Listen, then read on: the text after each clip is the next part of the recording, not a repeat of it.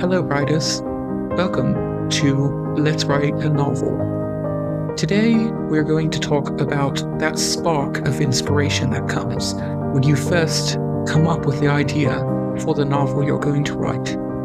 A little background about me. My name is Dane Andrews. I have been working on a manuscript since August of 2023, and I'm about to release it hopefully in May of 2025. I came up with the idea for this podcast to discuss with other writers kind of the steps it takes to write a novel. There are so many videos on YouTube and podcasts that discuss it, but it's always from that bestseller writer or somebody who's already done the process. And while yes, I have wrote the book, I'm still not published, and I think I'm still considering myself a beginner. And that is why I decided to make this podcast so that we could sit down at the same level and discuss. So there's going to be 12 episodes of this podcast released monthly on the 15th of every month, starting in January of 2025. Today's episode will, of course, be about that spark of inspiration. Next month will be about plotting your book, and then chapter 1 of your book. The next 3 months would be Act 1, 2, and 3. After that, we will talk about self-editing. The 8th episode will be about self-publishing versus traditional publishing and the route that I'm going versus what you may want to do. The 9th episode will be about professional editing, hiring a professional editor. The 10th episode will be about everything you need to know about creating a book cover. The 11th episode, promoting before your release, and 12th episode, finally, when you release that book. If this interests you, make sure you stick around for the next year as we discuss those 12 steps to writing a novel. Let's get started with the spark of inspiration.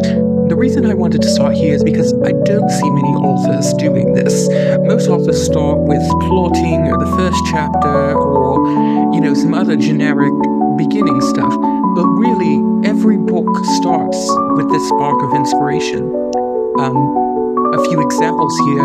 J.K. Rowling, the author of the Harry Potter series, she got her inspiration on a train. She was sitting, I think it was on a delayed train, and she just suddenly got this spark of, boy who doesn't know he's a wizard goes to wizarding school.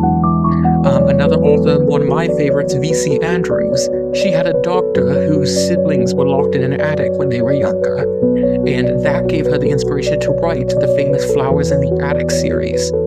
And it comes when you least expect it. You can sit down for hours with a pen and paper expecting to write down and come up with the best idea ever for a new novel. But it always comes when you least expect it. You may not write anything or come up with stuff that you immediately hate. For me, stories usually like to come to my head when I'm laying in bed at night before I go to sleep. Or sometimes when I'm driving. Or really just anytime if I'm just doing something mindlessly. Stuff will start coming to my head and I'll start letting them cook, as I say. It's just like a recipe. You have to let it sit and simmer. And that's what makes stuff taste so good, and that's what's going to make a novel so good, is when you let it cook a little bit and marinate and really let those flavors in before you pull out that pen and paper and start writing down every idea. Because my thought is, when you pull out that pen and paper and start to write it down, it becomes formal. It becomes like a business proposal, because I'll write, okay, characters. Well, here's the 2 characters I come up with, but now I need the villain. Now I gotta come up with their name and their backstory. And now, I need this side character. But what I like to do is just when I get that first inspiration, I just like to sit and let my mind wander in that universe of that book. So I may come up with a character and then the setting. And then I'll go back and do another character, and then I move on to the plot. And it's just something. There's just something about it that it feels like less work, because I come up with probably 10 ideas a week for potential books, and most of them don't amount to anything. But it's when I come up with this idea and I sit and think about it, and then the next day, that idea comes back to me and I expand on it, and then the next day, and then the next thing I know, I have all that my brain can really hold. And I'm like, okay, now I have to write it down. And then I pull out that pen and paper and I start writing. And that's another thing I want to talk about. There's so much going back and forth about plotting and pantsing when you write a novel. And this might be controversial, but I am a pantser. And that's what I write, what I call my messy first draft or my zero draft. So my novel that's going to be coming out in May, I'm just going to call it H&H for now. I wrote the first draft of it in less than a week I wrote the entire thing in my friend's living room as I was dog sitting for them while they were away. The first draft was only 15,000 words, and I was missing one of the key characters and quite a few scenes that later became essential to the story. But I sat down and I wrote this 15,000 word book, and then the first thing I did was I started rereading it and thinking, because when I say it was messy, it was messy. I did so much more telling than showing, and that's something I've always struggled with. That's something I struggle with probably for the first 3 drafts before I really get the hang of it. But it was so messy, and chapters were maybe 500 words, but you know what, I got it out. I got the basic idea out on words, and then I grabbed my notebook paper, I actually plotted out. I wrote down what I had and then what I needed to add, and I followed the Save the Cat method for writing a book, which is one of the most famous, and so if you haven't read that book, please check it out. It's a great resource for writers. But that's how I wrote my first draft. And the inspiration for H&H, which is an LGBTQ male gay romance novel, was that the movie Red, White, and Royal Blue had just been released on Amazon Prime. And I watched it and I loved it. And it was one night, as I said, I come up with my ideas a lot of times when I'm laying in bed, and I wasn't thinking much, I was thinking about that movie. And something just came to me of a retelling of that story, but from a small town, because I'm from a small town. And then I just got to thinking, and I'm like, well, what could be the conflict? And it came about religion and Christianity and the gay community, because that's something I struggle with as a gay man, and being a Christian, is the gay community not being looked upon that great by the Christian, and kind of struggling between that for years before I realized that both were okay.